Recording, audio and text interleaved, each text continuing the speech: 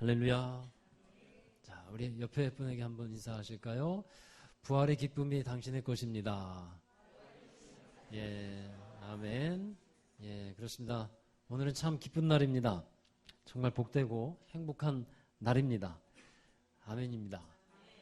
네, 예수님께서 십자가에 못 박히시고 3일 만에 살아나셨는데 그날을 우리는 매년 돌아오는 부활절이지만 오늘 특별히 또 기억하고 기념하는 날이기도 합니다. 여러분, 예수님은 죽은 척하고 계시다가 살아나신 것이 아니고 완전히 죽으셨다가 살아나신 분이에요.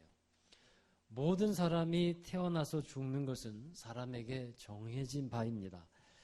하나님이 사람을 창조하신 후에 죄가 사람에게 들어왔고 그 이후에 모든 사람은 죽음이라고 하는 무겁고 암울한 현실을 피할 수가 없게 됩니다. 역사 이래로 죽었다가 살아난 사람은 없습니다. 이 말은 죽었다가 살아났다고 해도 지금까지 살아있는 사람이 없다라는 말씀이에요. 나사로 아시죠? 나사로도 예수님이 살리셨지만 그가 살았다가 또 결국은 죽었습니다. 사도행전에도 보면 도르가라고 하는 여인이 죽었다가 살아났는데 그가 지금까지 살고 있다라고 하는 보도는 들어보지를 못했습니다. 우리를 포함한 모든 살아있는 사람은 죽음을 향해서 사실은 달려가고 있습니다. 다만 달려가고 있는 속도가 좀 다를 뿐이에요. 어떤 사람은 고속철도처럼 달려가고 어떤 사람은 자동차로 타는 것처럼 달려가고 또 어떤 이는 자전거의 속도로 가고 어떤 이는 좀 더 느린 속도로 갈 뿐이지 모두가 죽음이라는 그 한 곳으로 사실은 달려가고 있습니다. 모든 사람이 죽게 되어 있다는 겁니다. 그런데 유일하게 예수님만이 죽었다가 다시 살아나셨고 또 다시 죽지 아니하시고 지금도 우리와 함께 살아 계심을 믿으시기를 바랍니다. 예수님은 모든 사람에게 이 살아나심으로 희망이 되어 주신 분이에요. 또 예수님이 살아계실 때 이제 공생의 사역을 30세에 시작을 하셨는데 사람들에게 비로소 나타나셔서 하나님의 일을 행하여 주십니다. 하나님의 나라의 복음을 전파하셨고 병든 자들을 고쳐주셨고 그리고 악한 귀신 들린 사람들을 자유케 해주셨어요. 하나님의 말씀을 풀어주시면서 하나님의 뜻을 가르쳐 주셨고 예수님이 가신 곳에는 늘 기쁨의 은혜들이 있었습니다. 기쁨의 함성이 있었고 또 예수님이 가신 곳에는 언제나 치유가 있었어요. 회복이 있었고 생명의 역사가 있었습니다. 그로 인해서 많은 사람들이 예수님이 자기들에게 오신다 또 자기 동네에 오신다고 하면 수많은 사람들이 예수님을 찾아 나왔고 그리고 예수님을 만나서 그 자신의 인생 그 어두웠던 과거들을 다 던져버리고 새로운 인생을 살아갈 수 있는 그런 역사들이 있었습니다. 예수님을 기쁨으로 맞이했다는 거예요. 그런데 예수님을 두려워한 사람들이 있어요. 그것은 바로 이 정치적인 권력과 야합했던 종교 지도자들이 예수님을 두려워했습니다. 바리새인과 사두개인들. 많은 사람들이 예수님을 가르치고 그렇게 따라가는 것을 보면서 예전에는 자기들을 따랐던 사람들 같았는데 예수님을 따르는 것을 보면서 시기하고 질투하기 시작하죠. 그런 시기와 질투가 막 점점 커지기 시작할 때 사탄도 더 열심히 일하기 시작했어요. 그래서 예수님을 배신할 만한 그 사람을 찾다가 제자들 중에 늘 이렇게 불평하고 그렇게 살아가던 가룟 유다에게 이제 사탄이 들어가죠. 그의 생각이 들어갑니다. 마치 에덴 동산에서 뱀이 하와를 교묘하게 유혹하듯이 가룟 유다의 생각으로 사탄이 들어가서 예수님을 배반을 하게 되고 예수님을 팔아넘기게 되는데요. 여러분, 이 세상에는 하나님의 이 선하신 역사에 쓰임받는 사람이 있는 반면에 악한 사탄의 그 악한 역사에 쓰임받는 사람도 있기 마련이에요. 우리 모두는 하나님의 선한 역사에 쓰임받는 사람이 되기를 바랍니다. 예수님을 죽이려는 바리새인들과 사두개인들 또 여러 그 적대자들에게는 분명한 증인 한 사람이 필요했어요. 그 증인이 누구였냐면 바로 가룟 유다였어요. 그래서 가룟 유다에게 증인 되어달라고 하는 차원에서 예수님을 이렇게 다가가기를 가르쳐 주기를 원했고, 그리고 은 30냥에 이제 가룟 유다가 매수를 당합니다. 예수님은 결국 이들에게 붙잡혔고 모진 고난과 신문이 시작되죠. 자신들 스스로 불법적인 재판을 열고 예수님은 사형에 처하는 것이 마땅하다, 그렇게 선고를 내립니다. 그리고 사형을 내리고서 사형을 집행해 줄 사람이 필요했는데 그 사람이 빌라도였어요. 빌라도에게 예수님을 넘기죠. 근데 빌라도가 예수님을 이렇게 신문해 보니까 예수님이 죄가 없다는 것을 알게 됩니다. 그래서 풀어주려고 했지만 사람들이 두렵습니다. 백성들이 두렵습니다. 이 사람들이 빌라도에게 예수님을 십자가에 못 박지 않으면 당신은 로마 황제의 신하가 아닙니다 라는 말을 하게 되고, 그걸 들으니까 자신의 권력과 지위를 잃어버릴 그런 걱정 때문에 이 군중들의 말을 들어줄 수밖에 없었어요. 때마침 도움을 좀 얻을 사람이 필요했고 찾아봤는데 예수님께서 갈릴리 출신이라는 얘기를 듣고 갈릴리의 이 분봉왕이었던 헤롯이 때마침 예루살렘에 절기를 지키려고 올라와 있었습니다. 그래서 헤롯에게 예수님을 넘깁니다. 헤롯이 또 예수님을 신문해 보니까 별게 없어요. 그래서 다시 이제 헤롯은 빌라도에게 예수님을 다시 넘기게 됩니다. 헤롯과 이 빌라도는 평소에는 아주 원수지간이었어요. 그런데 이날만큼은 서로 친구가 되었다라고 누가복음 23장에 기록이 되어 있어요. 여러분, 정치라는 게 그러합니다. 자신들의 이익이 어디에 있느냐에 따라서 서로 관계가 조변 섞게 하는 거예요. 이익에 따라서. 예수님은 그런 이익에 따라서 사람들이 이제 예수님을 끌고 다니고, 예수님은 끌려다니면서 신문당하시고 조롱과 모욕을 당하시고 고문을 당하시다가 결국 십자가에 달리시죠. 6시간 동안 십자가에 매달려 계셨고, 그리고 그 후에 예수님이 돌아가십니다.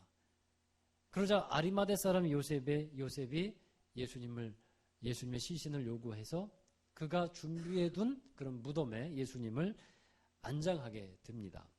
자, 이렇게 예수님이 죽으셨을 때 예수님을 따르고 예수님을 통해서 하나님을 알게 되고 하나님 나라의 복을 받았던 사람들에게는 마치 희망 자체가 다 사라져버린 것과 같은 상태가 되었어요. 예수님을 따랐던 막달라 마리아와 많은 여인들이 예수님의 죽음을 아쉬워하면서 그 안식일 다음 날, 곧 주일 새벽이죠. 예수님이 죽으시고 이렇게 들어가 있는 무덤에 이제 새벽에 찾아 올라가게 됩니다. 주님의 시체에 향유라도 발라드려야겠다 하는 마음으로 올라갑니다.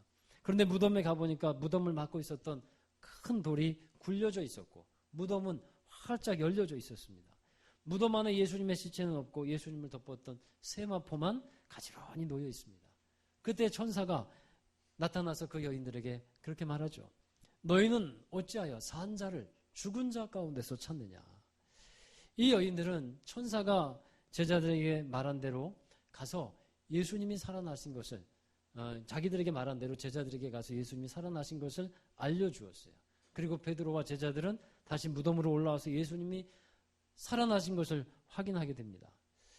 여러분, 그리고 부활이라는 것을 그들은 이제 목격하게 되고 나중에 낙심해 있다가 다시 소망을 얻게 되는, 회생하게 되는 그런 역사들이 일어나게 되는 겁니다. 이 부활이라는 것이 바로 그런 겁니다.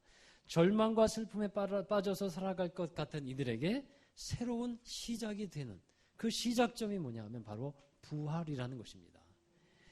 과학자들이 우주의 기원에 대해서 추측하고 설명을 할 때 빅뱅이라는 설명을 합니다. 빅뱅이라는 이론을 얘기를 하는데 빅뱅이 뭡니까? 그 우주가 시작되기 태초에 폭발이 있었을 거라는 거예요. 큰 폭발이 있었을 것인데 그로부터 우주가 시작이 되었을 거라고 과학자들은 얘기를 하는데 그 빅뱅을 우리는 창조라고 부르는 거예요. 예수님의 부활은 새로운 창조입니다. 새로운 빅뱅이고 새로운 창조였어요. 새로운 피조물로 우리를 다시 만들어주시고 다시 새로운 역사가 시작되는 것이 바로 예수님의 이 부활이었습니다. 여러분, 이 부활을 우리가 믿으면서 부활 신앙 안에서 살아가는 우리는 새로운 창조의 역사, 새롭게 하시는 하나님의 손길들을 경험해 나갈 수 있게 됨을 믿습니다. 자, 우리가 예수님을 믿어야 됩니다. 그런데 어떠한 예수님을 믿어야 합니까? 바로 부활하신 예수님인데, 이 부활하신 예수님이 오늘 말씀해 보면 어떠한 예수님이냐 하면 먼저 성경대로 부활하신 예수님이에요. 그래서 우리가 믿어야 하는 예수님은 성경대로 부활하신 예수님을 믿어야 한다라는 거예요. 부활하신 예수님을 믿지 못하여서 엠마오 마을로 내려가던 두 제자가 있었는데, 예수님이 두 제자를 찾아가시죠. 그래서 그들과 동행하십니다. 근데 이 두 제자가 예수님에게 그런 말을 해요.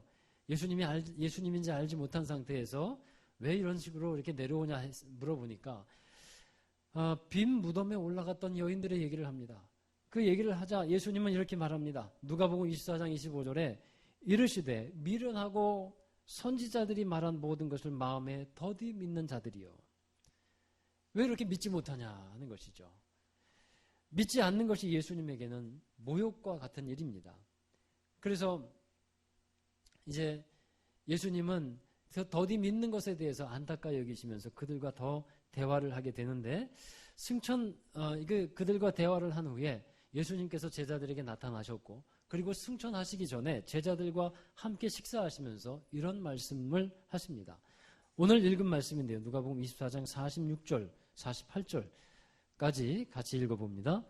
또 이르시되 이같이 그리스도가 고난을 받고 제3일에 죽은 자 가운데서 살아날 것과 또 그의 이름으로 죄사함을 받게 하는 회개가 예루살렘에서 시작하여 모든 족속에게 전파될 것이 기록되었으니 너희는 이 모든 일의 증인이라. 아멘. 예, 이 모든 예수님께서 죽으시고 살아나실 것이 기록되었으니 어디에요? 성경에 기록되었으니 너희는 이 모든 일의 증인이라. 여러분, 예수님께서 죽으시고 살아나셨고 죄사함을 얻는 회개, 복음이 모든 족속에게 전해져야 되는데 그것이 성경에 이미 예언되어 있었다는 겁니다. 모세의 율법에 또 선지자들의 글에 시편에 다 이미 기록이 되어 있었어요. 그래서 예수님은 성경에 예언된 대로 죽으셨고 살아나신 분인데, 우리가 말씀을 믿는 사람이라면 예수님이 살아나신 것에 대해서 이제 우리는 증인으로서의 삶을 살아야 한다라는 것입니다. 여러분, 어떤 사람이 증인이 됩니까? 증인은 보고 듣고 겪어봐야 증인이 될 수 있는 거예요. 그러면 우리가 부활하신 주님을 어떻게 볼 수 있습니까? 어떻게 부활하신 주님을 만날 수 있습니까? 부활하신 주님은 여기 계시지 않지 않습니까? 계시죠. 근데 어떻게 그것을 우리가 만나고 겪습니까? 여러분, 환상으로 꿈으로라도 보아야만 믿을 수 있겠습니까? 하나님은 우리 보고 뭐라고 말씀하냐면 성경으로 돌아가라는 거예요. 성경으로. 구약 성경에서도 오시리라고 약속되었던 그리스도가 우리에게 오셨는데 왜 그것을 더디 믿느냐 하는 것입니다. 왜 믿음이 그리도 분명치 않냐? 말씀에 그렇게 기록이 되어 있는데 왜 그것을 믿지 못하느냐? 예수님은 말씀하는 거예요. 성경에 다 기록이 되어 있는데. 엠마오 마을로 돌아가던 두 제자들이 나중에 그분이 예수님이셨구나, 예수님이 동행해 주셨구나 하는 것을 알게 되었어요. 그러면서 그들이 하는 말들이 뭡니까? 그분이 우리에게 말씀을 풀어주실 때에, 우리가 성경을 풀어주실 때에 우리의 마음이 뜨겁지 아니하더냐. 굉장히 뜨거워졌던 그런 시간이 있었는데 말씀을 풀어주실 때, 여러분, 말씀을 들으면서 마음이 뜨거워지는 역사가 있게 되기를 주의 이름으로 축원합니다. 성령께서 여러분의 마음에 이 말씀을 통한 역사가 있어야 돼요. 말씀을 통한 성령께서 일하심이 있어야 돼요. 분명히 하나님은 그렇게 일하시는 분입니다. 여러분, 예수님께서 그 엠마오 마을로 가던 제자들에게 내가 예수다, 내가 부활하신 예수다 이렇게 말했으면 더 좋지 않았겠어요?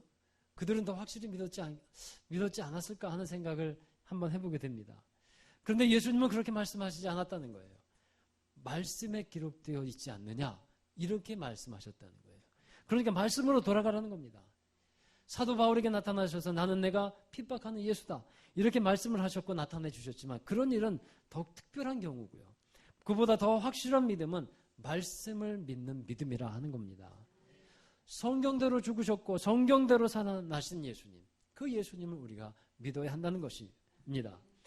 여러분, 그냥 살아나신 분이 아닙니다. 성경에 기록된 대로 살아나셨어요. 이런 말씀 위에 세워진 믿음이 건강한 믿음이고 진짜 예수님 믿는 믿음이 되는 겁니다. 이 믿음이 증인되는 믿음이에요. 요한일서 1장 1절에 이 말씀이 있어요. 같이 읽습니다. 태초부터 있는 생명의 말씀에 관하여는 우리가 들은 바요, 눈으로 본 바요, 자세히 보고 우리의 손으로 만진 바라. 여러분, 생명의 말씀을 듣는 것은 알겠는데 어떻게 눈으로 보고 어떻게 손으로 만집니까? 이 말씀을. 여러분, 보고 만진다는 것은요, 더욱 확고하고 분명한 믿음이 되라는 거예요. 말씀을 더 깊이 생각해 보십시오. 말씀을 더 그 안에서, 말씀 안에서 살아가 보십시오. 그러면 말씀을 들을 때 예수님이 보여지고, 말씀을 들을 때, 말씀을 또 묵상할 때 예수님의 손길이 느껴지는 그러한 은혜가 분명히 있게 되는 겁니다. 예수님을 체험할 수 있어요. 그래서 말씀으로 돌아가 보라는 겁니다. 말씀 안에서 이 약속되어 있는 예수님, 특별히 부활하신 예수님을 만나야 한다는 것이에요. 스텐버그라고 하는 유명한 화가가 있는데 성 베드로 성당의 신부의 요청으로 십자가에 달리신 예수님의 그림을 그리게 되었습니다. 그는 그림을 얼마 동안 그리다가 붓을 놓게 되었어요. 그가 생각하기를 자기가 이 그림을 그렸는데 이 그림의 값이 너무도 싸게 책정이 되었다라는 거예요. 그러니까 그림을 얼마에 줄 테니 그려달라고 했겠죠. 너무 싼 값에 내가 이 그림을 그려주는 것 같아서 불만이 많았습니다.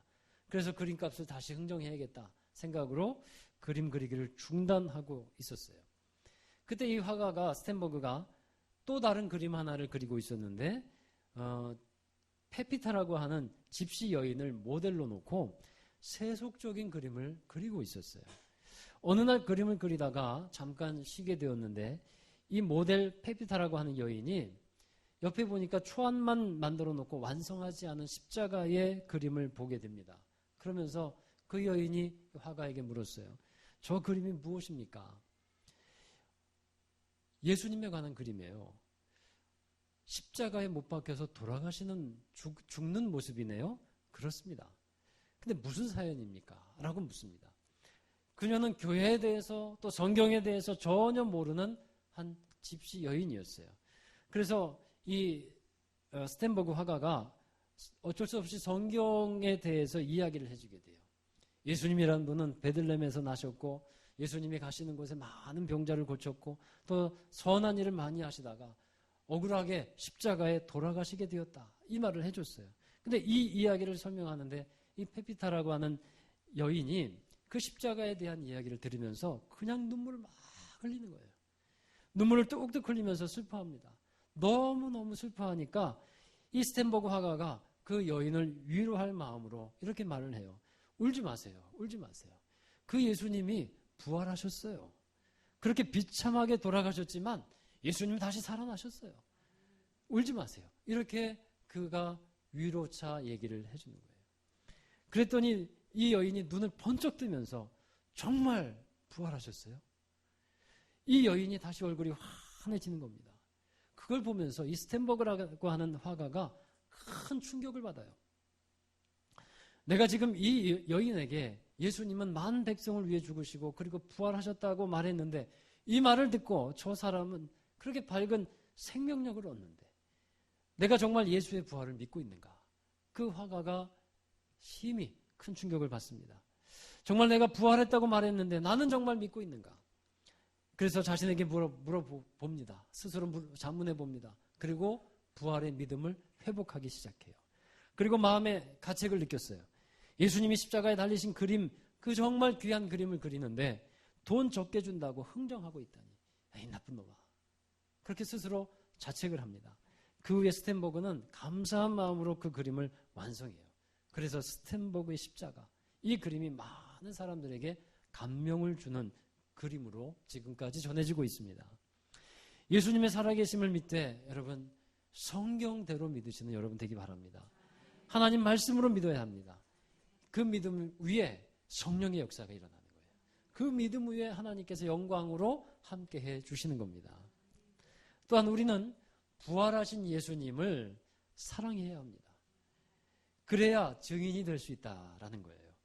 베드로에게 나타나셔서 예수님이 하신 말씀 아시죠? 요한복음 21장에 보면 내가 나를 사랑하느냐. 이렇게 예수님은 베드로에게 나타나셨는데 그 예수님은 부활하신 예수님이었어요. 우리는 부활하신 예수님을 베드로의 고백처럼 사랑해야 합니다. 그리고 지금도 살아계셔서 나와 함께 하시는 분이기 때문에 더욱더 예수님을 사랑해야 하는 것입니다. 이 예수님을 사랑할 때 예수님은 그 사랑하는 이에게 기쁨과 평강을 주시는 분입니다. 예수님이 부활하신 후에 여자들에게 나타나셔서 하신 말씀이 있어요. 그 말씀은 평안하냐라고 물어보셨어요. 또 두려워서 한 방에 모여서 있었던 제자들에게 예수님이 나타나셔서 하신 말씀이 뭡니까? 너희들에게 평강이 있을지어다. 평강을 주신 분입니다. 여러분, 지금은 돌아가신 분인데 참 제가 존경하는 분이에요.